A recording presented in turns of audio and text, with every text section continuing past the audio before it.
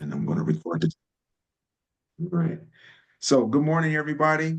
This is Michael Hodges. I'm the community father, and welcome to the podcast, the Village Project podcast, where we talk about how raising strong children, raising successful children, comes from having a strong community. And today I have a very special guest with me, a person that I'm really excited to introduce to you guys, somebody that I had the privilege of working with for almost 20 years in the school district, Lancaster School District. And I have Miss Keleen Wrighten. And Miss Keleen Wrighten, I see here that you've worked at the Lancaster District for over 20 years. So I think between the two of us, we probably have about 45 to 50 years of teaching. You have your master's degree in educational counseling, right? And you've been married over 25 years with one adult bonus son. And um, you were in the service, right? What branch of the service were you in? I was Air Force. Air Force, Air Force. Yes. And Okay. I was a sergeant. Oh, well, good. Look at that. Look at that. Um, Man, this is what happened right now. Okay. Let me put my phone on mute. Uh, Sorry about that. Like you said, work out all the kinks. So the Village Project, what we do here is we really want the community to have a solution-oriented mindset. So in other words, we kind of reframe problems as challenges, right? We also take responsibility for what's going on in our community, and we ask the right questions. So instead of saying who's to blame, we talk about what can we do to improve it, and we maintain a positive attitude. And then the last thing we want to encourage the community to do is to commit to a continuous learning. And one of the things that I will say, and then you'll see in this conversation that I have with Ms. Keleen Wrighten, is that each one of those things are going to come up, and how she has taught students to take responsibilities for the type of people they are, how she's committed herself to continuous learning, and how she has turned what we have seen as problems into challenges with good results. So, without any further ado, I'm going to jump into this conversation with my good friend Keleen Wrighten. How are you doing this morning? Good, good, good. And you? Oh, good, good. And as usual, you have that smile that I think people have identified you by from day one. That quieter than usual, just uh, radiant smile. And I think people really take to that. And because of that, I think you're one of the favorites among the alumni in the Lancaster School District. If I mention your name to anybody, their face will just immediately light up. A lot of it has to do with the type of person you are. So let's talk about your first of all, let's talk about your experiences in the armed forces. Did you want to talk a little bit about that? Sure. Okay. Um, I ended up going into the Air Force to help pay for my college because I had 3 years of college and I kept changing my major. So I um I went in so I could get my degree. And over the years, I didn't actually get my degree while I was in, but I kept taking classes. And when I got out, I decided to go into education and to teach the little ones. And it was a really nice journey. I normally get invited to do um, programs where people who have jobs and they talk about their career and their journey.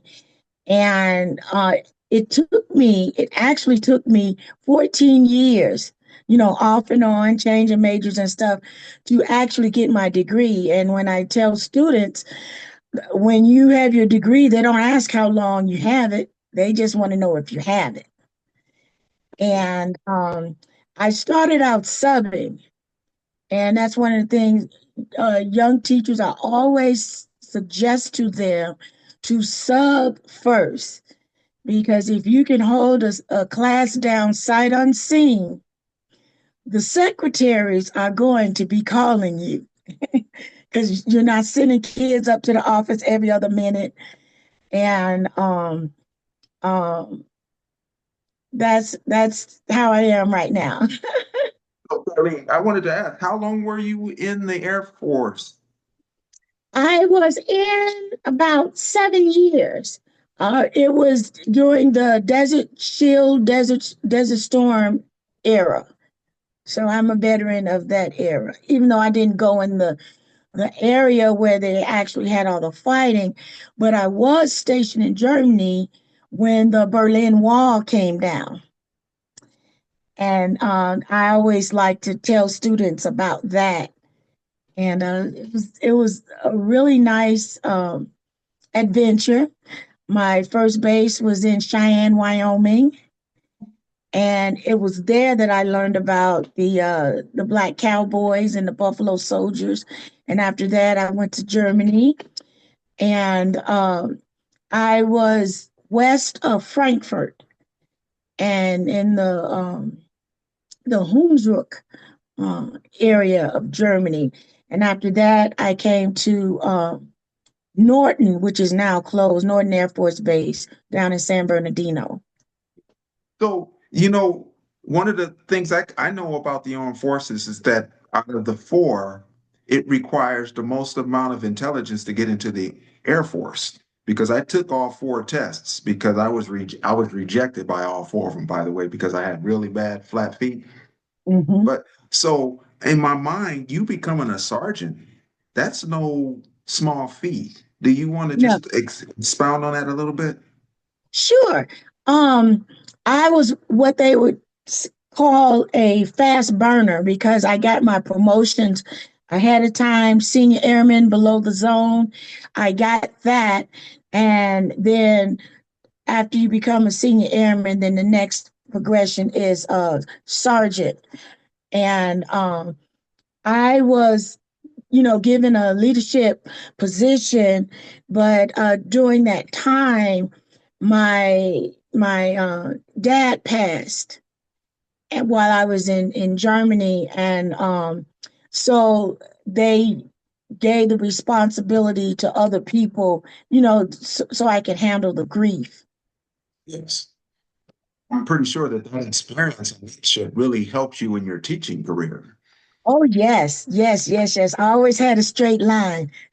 I So, told the kids, if you are not directly behind the person in front of you, you are not in line.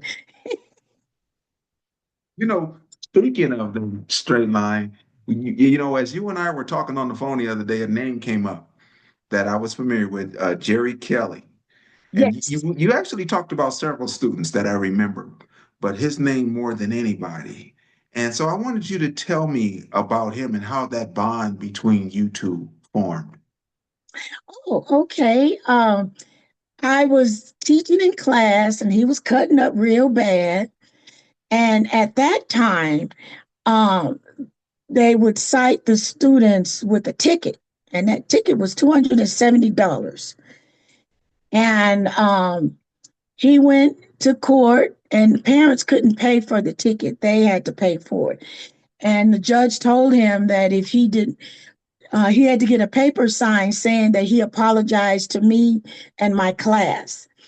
And it was the time when we was on year round, and we were off track. I was on green track, and the day he had to go to court, I'm telling you, I don't know how he found me, but he found me at the Winchell's, Just and double check. he got the paper signed, and he started behaving and doing what he needs to do. His mom said after he got in trouble with me, he straightened out. He was a very good football player, and I'm a serious sports head. And he played running back, and his favorite um, football player was Barry Sanders from the Detroit Lions, and he had the opportunity to pass Walter Payton's rushing record, but he decided to retire and let the record stand. So I knew he was a good kid. Well, he He's not the went on first. to Huh? He's not the first guy short of passing Walter Payton's record. In the NFL, there was a guy that did that as well. So yes, and he's known for his high character as well. So you did well. Go on. And after that, he went to high school to Paraclete. And when he graduated, he was elected Student Athlete of the Year. And he kept up with me. I kept up with him. And he had a big, gigantic section of his family members. And he was looking for me. So I had to go down to the dugout where the graduates were so he can physically see that I was there. And he went on to play football for Fresno State. And as you know, a lot of professional athletes come out of Fresno State. And he is now a photographer. And a lot of the athletes that go there, he takes their picture. The twins that play basketball, he's taking their pictures.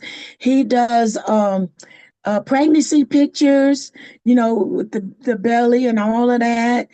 And he actually has a lot of work that he can hardly keep up with it. But he is truly, out of all the kids that I have taught over the years, he is my most successful.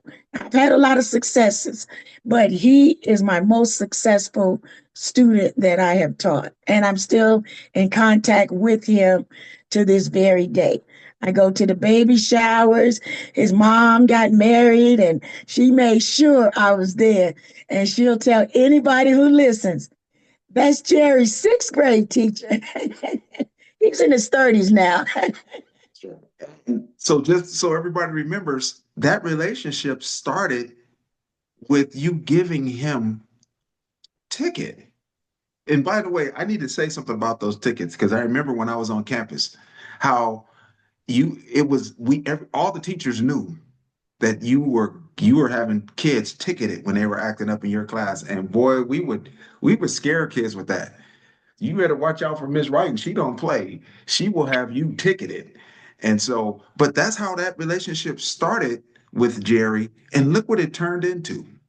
Yes, It turned into something beautiful because you held him accountable. yes. Wow.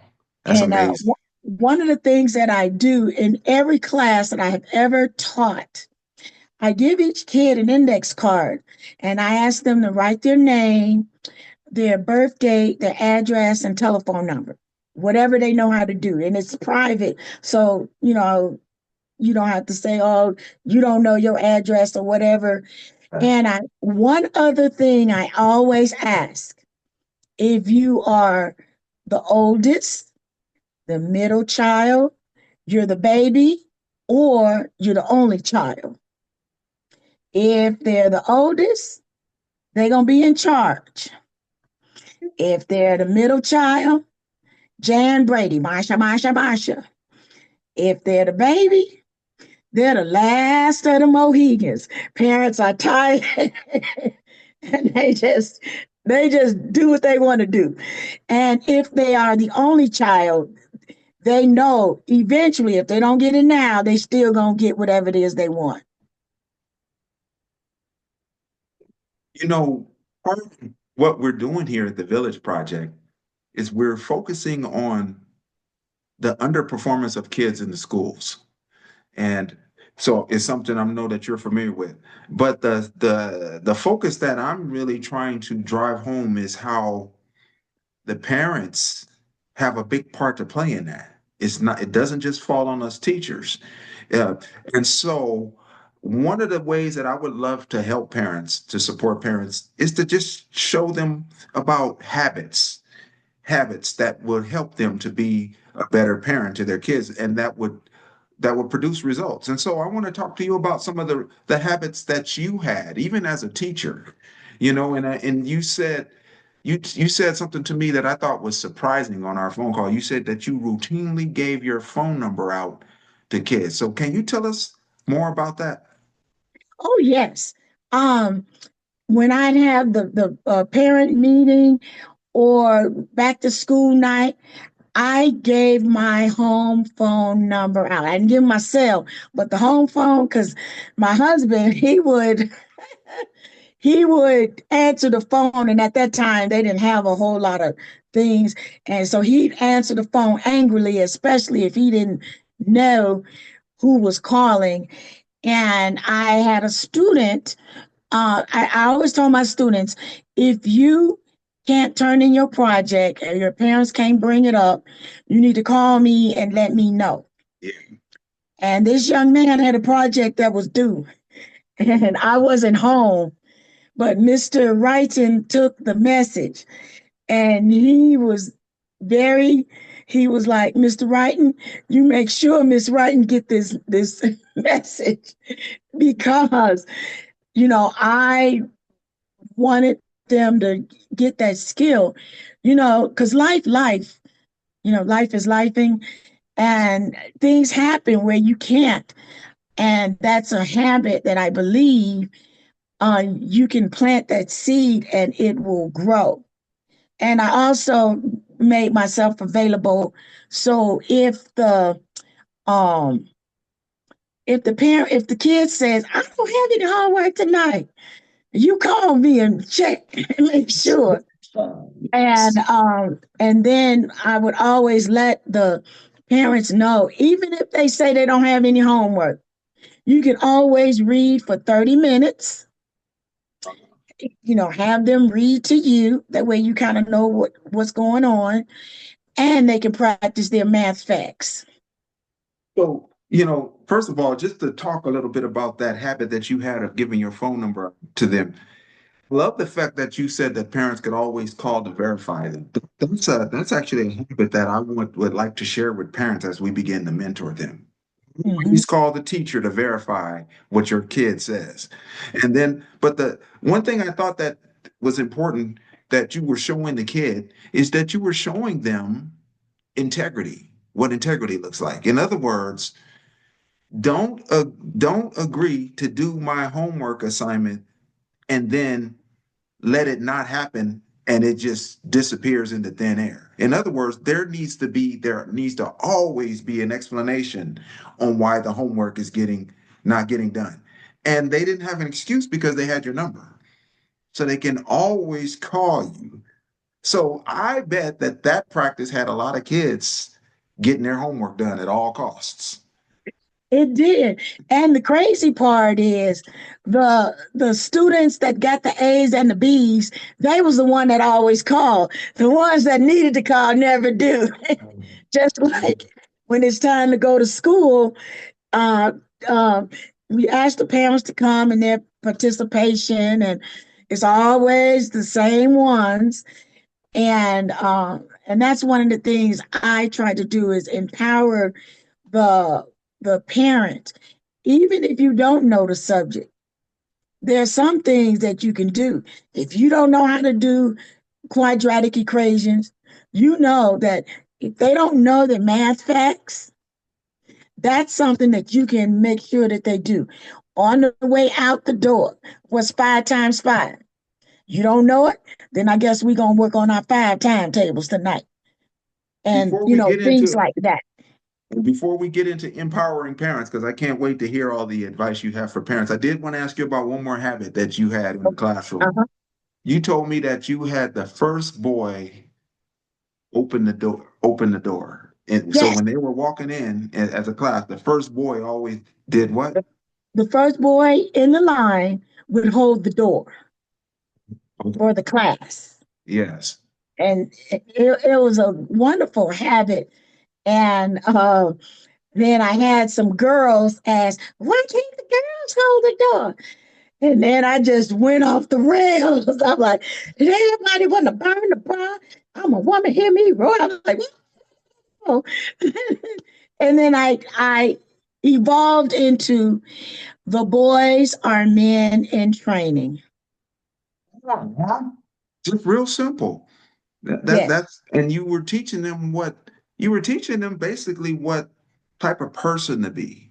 Mm-hmm. So boys were learning early to be responsible, and this doesn't take anything away from the responsibility of the girls, But the boys needed to learn that at a young age, and Right. the earlier the better for Hmm. boys, which is eventually I'm going to be going down that path of talking more about men and their involvement with boys. But right now I'm Hmm. focusing on parents.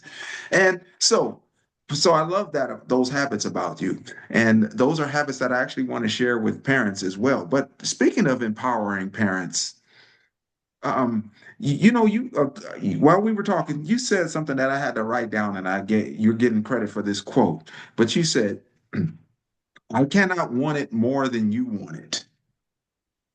So, what do you mean by that? I cannot want it more than you want it. Well, uh, I look at it like um, a kid that's in trouble in the principal office, and everybody's worried about that kid except the kid. They're just do do do just doing whatever they want to do when they want to do it. But you can't will kids to get good grades. You can, and that's why I say you can't want it more than the student. And that's the one thing that we have to always insist. In order for those things to happen, you must do the work. If you do not do the work, you can't expect that positive um, outcome. And one of the things, like when I grew up, before we could turn on the TV, we had to do our homework. And if it wasn't done, then you couldn't watch TV. And like now, I guess it's video games or playing on your phone or whatever. But the concept is still the same. You don't have your work done, and oh, heaven forbid, if we had like one year I was slacking and I got a D in math when my parents knew that I could do better. And that's one of the things that I always ask the students if they get a bad grade.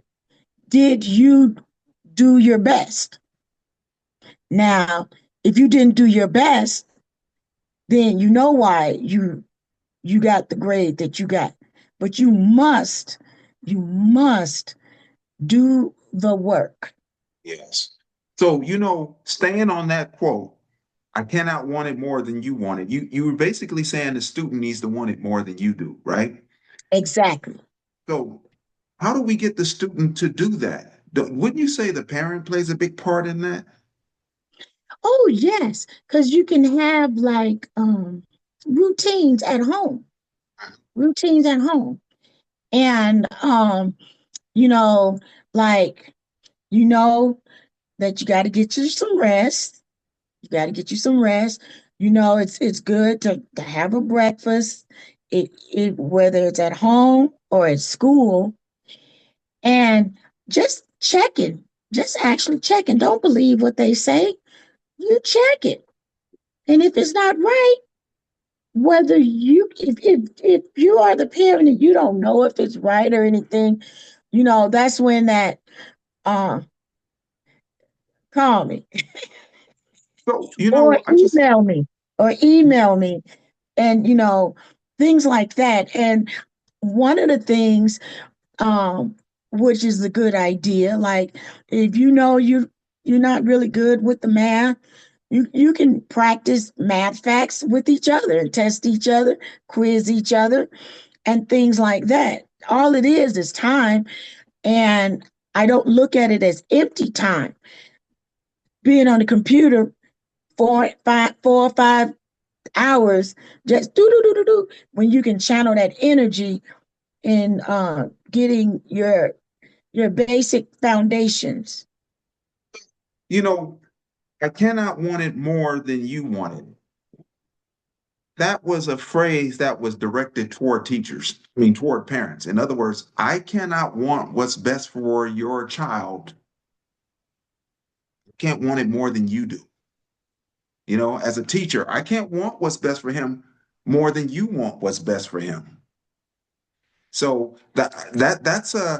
that's something I'm gonna figure out a way to word that, but I want parents to understand that we can't want this for your child more than you do. And I feel like as teachers, a lot of times that's what's going on in the classroom. We Mhm. want what's best for that child more than the parents do. And this doesn't apply to all the parents. Just it's just enough. It's enough to make a difference in our school district. Yes. So I thank you for that. Now, like the fact that you're talking about math facts and practicing with them, and the reason why um, I asked you something that parents could do. And you said when we were talking on the phone, you said they could do math facts with them. And you said that so casually. But then I remember my experience as a math teacher. I remember one time a parent says, well, my child doesn't do well in math because I didn't do well in math.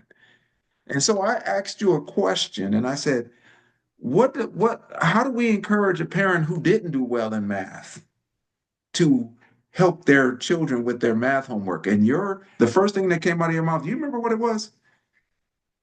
You just said it a few Um, minutes ago, too. you do it with them. There it You do it with them. is.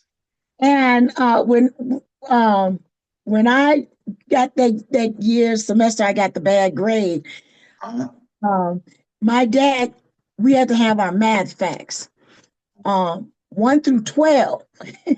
1 through 12, he made us do X amount, and then by Saturday we had to have them all done. And in the classroom, what I would do, I would challenge the kids. I call it beat Miss Wrighten. We all would do all the math facts and see how fast we could do it. And it was a good challenge because the kids were excited about beating Miss Wrighton. And it was a wonderful thing. Now, I did that with the class, and then after, we did the math facts by hand, then the next thing we did was we made a chart, a multiplication chart. And so I do multiplication chart on one side and addition chart on the other. And when you are testing for state test, if you create your own chart, it's okay to have, on the even if test. you don't know your math facts, but you made it yourself because you get paper to make notes and stuff. Yes. So just make that math facts chart, addition and subtraction, and boom. And then, I cut it down to a 10, 1 through 10, because, when you're doing your multi-digit, you just need to know the really 1 through 9. But that'll help you. But if you go to the 12s, you can see the pattern because math is about patterns. And then it's a discovery. Oh, the best thing that I got out of when you said do it with them, there's two benefits that come out of that for the parent.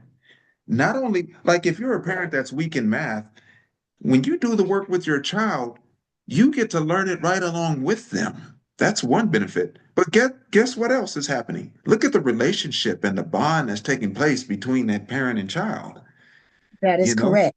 So that is definitely something that I would love to encourage parents to do, Hmm. to do the work with their children, even if they don't understand it. Learn it right along with them. That's outstanding.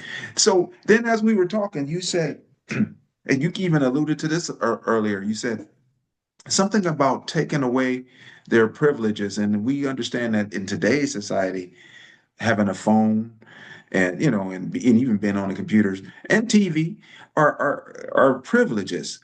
But you also talked about being unplugged and doing that periodically. Can you expound a little bit more on that? Oh yes, do things that doesn't require a computer or a phone. You can do um family game night, Kerplunk, all of those old games, Monopoly, and they have so many different versions of Monopoly. I have a Chicagoopoly. They actually have a Lancaster monopoly. You might catch it around Christmas time at Walgreens. Um, I actually have a Black Panther, and I even have a Black Panther Connect 4. Um, Trouble, Sorry, Uno, all of those things. And it connects the family. Yes. Because see, my thing is, because they can't do it on the computer like, oh, I'm bored. You know, what can we do? What did we do when we was growing up? And that's what I always go back to. What did we do? We didn't have all this access to all this information. We went outside, we made mud pies, we ate the dirt, and we turned out all right. Right. And those things like that. Last summer, my husband and I we drove cross country. My family reunion was in New Orleans, and then we went on to drive to Columbia. So we were sea to shining sea, and we were just enjoying. And we were trying to remember because people were saying, "Oh, that's a long drive," and I couldn't remember. I was like, well, number one, we're both retired and we didn't have to hurry up and come back because we got to be at work on Monday. So that's half the battle right there. But we mapped it out and we figured out where we're going to stop, how many hours we were going to drive and where we was going to stop. And it was a good time. So I think like the spring breaks are coming up. Um, Start local. Like there are two musical roads in the area. There's one near Fox Field, oh no, Apollo Park, and then there's one near Plant 42 that does the Marine Corps thing, and the one near Apollo Park does William Tell Overture, the Lone Ranger. And that's something because there's nothing to do here. And there really is a lot of things to do in the town. Share you a little bit about my growing up testimony. I was one of the few children in the neighborhood that actually had a father at home. So that actually worked. And my father had this thing of every weekend, there were 10 of us eventually. And we would pile into that station wagon with three rows of seats. And there was three main places I remember we went to every weekend. Either we went to the beach, or we went to Exposition Park, which was only 20 miles away, or we went to the National History of Museum in LA, which at that time was free. So, but he made it a point that every weekend we went out, and that did so much for us. We weren't traveling the world. We were just going to these local spots, but it did so much as children growing up. Yes, and Yes, it planted the seed for you to want yes. to try to go to some of those places. And one year we took our parents.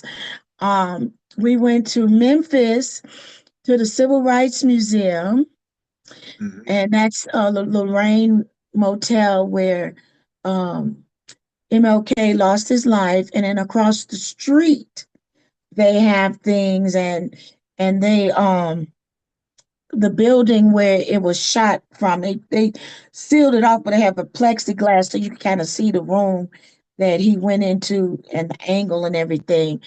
And we went down to Montgomery, Alabama. We went to the Rosa Parks Museum, and we went to Selma. Now I was real silly with it. I said, "Oh, I'm gonna have Leroy push me down on the Pettis Bridge so I can see how John Lewis felt." But when we got there, it was straight up seriousness. Arms marched in front of us, and we marched behind them, and I was singing, "I shall not be moved." It was a wonderful thing, And the Voting Rights Museum down there, they will actually give you a tour of, the places in Selma, the organizers and the planners. And it was a wonderful thing. And on our way, we stopped in Plains, Georgia, because that's the home of Jimmy Carter. And now he has a museum in Plains, Georgia. And at that time, he was still teaching Sunday school. And then we went to Atlanta, where his library is, and we got to go through there. And we visit presidential libraries. And like here in California, you have Reagan. Reagan actually has a slab of the Berlin Wall at his museum. And Nixon's library is down in Yorba Linda. We've been to G.W.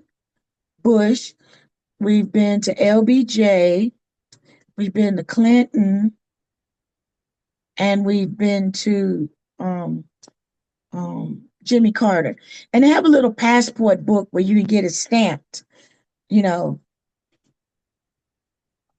Wrighten. It dawned on me that I never really asked you where you were born. Where were you born? Chicago, Illinois. Chicago. And Midwestern girl. here you are talking about all these places down south. And for a second there, I was thinking, man, was she born in Alabama? But no, you just made it a point to visit those places. Yes, Yes. yes. A lot of times people think I'm from the South, but I'm like, no, I'm just a city girl who have Southern ways. Yes. Yes. You do have that southern disposition And about what you. was what was nice about that, I was in Chicago when it was Operation Breadbasket with Jesse Jackson before it changed to Operation Push. What is Breadbasket? Tell me what that's about. That was the organization that they had Head Start programs and stuff like that Oh, uh, in Chicago, and then they changed it to Operation Push. People united to save humanity. And on Saturdays, they still have oratory contests for the kids. To this very day, they still have it. I'll be able to tell people I was in Lancaster when we had the Village Project, you know. So, Yes. you also talked about re-engaging in social interactions. You talked about reading real books in our conversation. So you feel like a lot of hands-on is what the young people need to experience. Yes. Yeah. Yes. And that comes with being unplugged. Yes. Okay. Get That's away probably from that phone. that's And, probably one of the hardest things to do with these young people is take their phone away. I know. And even if you don't take it away, put it where they can see it. So if you really need it, you can get to it. But that's with the COVID and stuff, that's the one thing that we ended up missing, that socialization. Because everybody was, the district gave out those computers to put the kids on the computer, boop, boop, boop, boop. And that's what we're missing. The kids, you know, and that's another thing, like if you had a problem with somebody, you talk to them to their face. Then you had the instigators, push the shoulder, boom. He hit you. The baddest one hit my hand. He hit you with all that foolishness. But um, we have got to get back to the socialization, meeting with people, even if it's just for 15 minutes. How was your day? What made it good? What made it bad? What could you have done to make it different? Yeah. you know.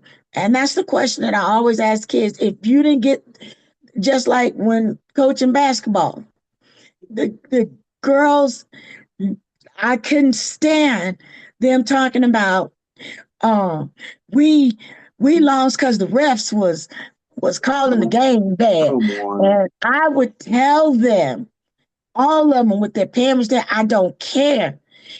If the game was close and you lost, you should have lost because there shouldn't have been a question.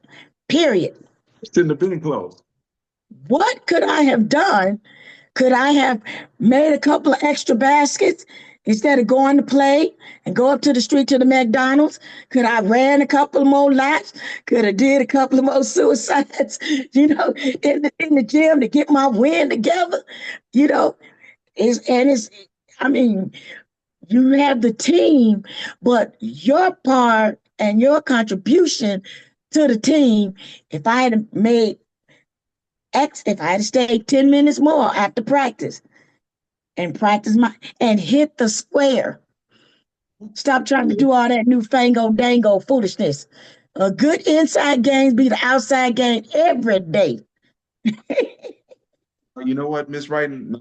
Experience is getting a good idea of why you were so loved in the district because your personality is coming out over this conversation. I'm just happy for it. By the way, I did want to let everybody know, Miss Miss Wrighton is my first guest. So when you start hearing about the Village Project and it starts taking the Antelope Valley by storm, just know that she's going to always be a special part of this movement. So I appreciate you for that. But before I ask you any questions about your son and what you've had to go through there, I did one thing that you said that made me think of another question. You were talking about when you said even if you only take 15 minutes to do something. And you know, whenever I'm talking to people about what parents can do with their children, you know what people always say? Well, that's if they're not too busy from working. Well, so that is a big concern. How do we help parents that feel like they're just too busy trying to provide for their children or whatever? What can we do? What can we say to them? That's when you have to make the time, prioritize that, and make the time. Because if you're watching TV, you know how many commercials be on? You can do it between the commercials, you know, Yes. and just it has to be a priority, especially in these formative years, and you have a good foundation. Building a relationship with your child a priority. Yes. Yes, wow. So I do want to ask you about your son, Uh-huh. and just kind of share what you kind of had to go through and what you're going through now, if anything. Oh, okay. My bonus son, Yes. he has an addiction, and his drug of choice is crystal meth. And that was a real hard thing for me, being the bonus parent, because I was raised that you don't do that. My uncle died of heroin, and my grandmother was very adamant about us not uh, doing drugs. And my grandmother, she always said, "You foolish enough. You don't need nothing else to make you foolish." And that was it. And we actually, growing up, got in more trouble if we followed people. You know, my dad, he was like, "You don't be no follower. You lead, and you better lead right." But on our journey with my bonus son, uh, since I couldn't say anything, I uh, searched, and I attended Narcotics Anonymous, because I wanted to get coping skills on how to deal with it. And I led the charge. I went, and then my husband came with me, and he actually came to some of the the classes. And we also have in our town Alcoholics Anonymous. and they give you coping skills on how to do it. And the one of the things that I've learned is not that I don't love him, I just don't love what he does. That's the part I So, don't like. yeah. And and and keep him accountable, when I see him, how are you on your journey? Because it is a journey. And are you staying on course? And every time I see him, I always ask. No, Kevin, you know what the most beautiful thing get out of that story? Get your commitment to and that's something that I feel like that's another habit that parents can choose to have. Commitment to learn what it takes to to make your child successful or just to be a good supportive parent. And Mhm. you didn't have to go to Narcotics Anonymous. You're not on any drugs, but you did it because you wanted to learn how to better cope with him. And Yes. that's awesome. That's, you know, I would say it's been a joy talking to you, you know, and I'm gonna tell you something. I've learned a couple of things from you. Your grandparents were some wise folks. And for your grandmother to say, you foolish enough, you don't need anything to help you, that'll preach. And your father to say, you lead and you better lead right. Those are things that I'm gonna put on my wall. So I just appreciate this conversation. Did you have any other input on how we can help parents to become good for their children? Um, One of the things that my mom did early on, we didn't have a library in our neighborhood, but there was a mobile library, and it would come on Tuesday, and we would be waiting in line so we can get a book to check out. Yes. And being able to touch the book, touch the words, and we're all really good avid readers. And one of the times I came home on one of my leaves, uh, my mom had some books that I had checked out. And my mom was like, "Don't bring another book in this house." But going to the library, they have the children's library and they have, the big library, and just making it a habit. If I want to know something, my dad oh, he was serious about, if you don't want people to know something, put it in a book because people don't read. Period. I'm sure you heard some form of that before, but and one of the reasons it's good is so you can do your own research. There's this children's book called Vote, and it's a really nice book. And these um, two people in town are running for office. One is just, with all the slogans, but they're not really saying what they're going to actually do. And the other candidate was saying, want to do what this is what I want to do.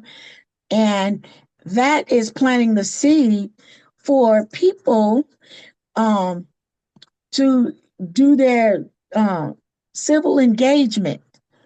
Because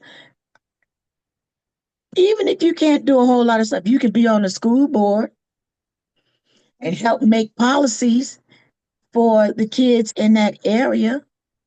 Like me, this last time for the voting, I worked at the polls.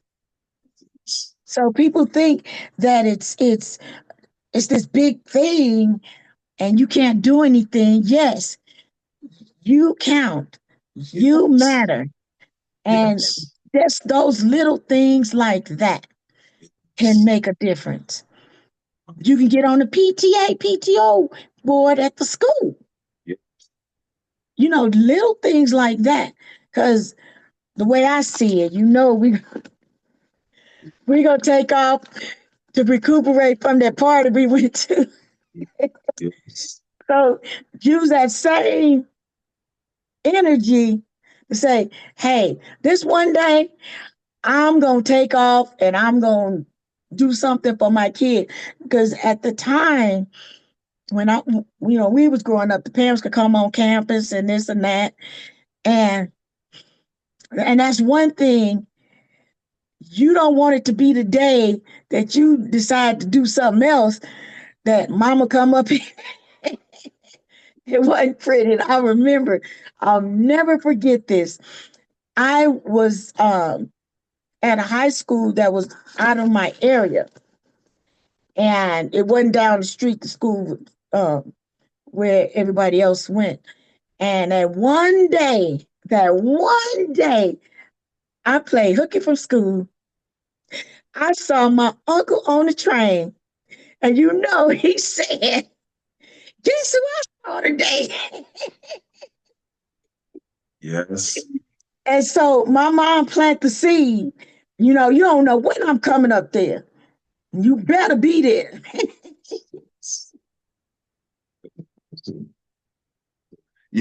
It's been a joy talking with you today, and I will definitely have you come back and give us some more insight. I would love, I would love to come back. And I just want to tell you about this one book. It's Okay. called Colleges That Change Lives, 40 schools you should know about, even if you're not a straight A student. Colleges that change lives. Man, and you're recommending that for Yes, parents? anybody, any and everybody, no matter how young your child is, you always say, what do you want to be when you grow up? It's going to change. But hey, um, you can start. What do I need to do to become this? What's your plan A? What's your plan B? Just like with athletes. And that's one of the things I would do every year. They have to tell me what they want to be and when they grow up. And it could be one athletic thing and then one in the entertainment thing. And the rest, you had to tell me something else that you wanted to be. So um, if you got injured, because you going to Yes. the NBA, NFL, soccer league, all that. And what's your backup to the backup? Because you need that. You need a backup to the backup. And you may find something else that interests you, and you can work on it and at least plan on. But I ended up tutoring a young man who wanted to take the ASVAB. And so what we did was we looked at the jobs that he wanted to do, and then we looked at the scores that he needed to have to get it. So we ended up figuring out whatever it was, how many he had to get wrong in each section in order to get that job. So, the higher your score, the wider your choices would be to get that job in the military, if you decide to do that. But no matter what it is, you need to know what work do I need to put in to make this happen. What I'm getting from you, and I've gotten from you throughout this entire conversation, is that the best way that parents can help their children to become successful is for parents to be successful. And I don't mean, like, what I mean is you be what you want your children to be. If you want them to have a habit of going to the library, you have a habit of going to the library. So when you take them to the library, you utilize it just as much as you want them to utilize it. Because children don't do what we say. They watch us and they do what we do. That You part. know. And so in all the things that you're saying, even in that book that you just recommended, when a parent is utilizing things like that, it's only natural that their children end up in following their footsteps doing the same thing. Exactly. And I say the library Mhm. because you can check out the books and you don't have to buy them. Yes. So if it's a book you really like at the library, you could go to the Barnes and Noble and, put it in your library, you know. And one of the things I used to do with the kids, remember those the little Webster pack that had the dictionary, thesaurus, and then they had a word builder. I used to buy those and sell them. I just sell them for the price that I paid for them. So the parents could have a reference, a paperback reference that you can use in your house. That helps your dictionary skills, and that's a testing thing. Um, and all of these things still help build up your confidence because and I know we had a lot of kids who got A's. But when it came down to that test, it looked like they didn't know nothing, and you knew they knew it. And that's where test taking skills throughout the year, not 2 days before the test, will help them. So here at the Village Project, we're about empowering parents to be the change that their children need. And Miss Keleen Wrighten, you are the epitome of that. So I thank you for being here with me today. I look forward to us continuing our conversation. Thank you. It was a pleasure. And any time that I can help, I will gladly help. As long as I know in advance, then I'm good. Because I still get my travel on. Sure. Appreciate you. Right. Thank Talk. you so much. Yeah. Have a wonderful day.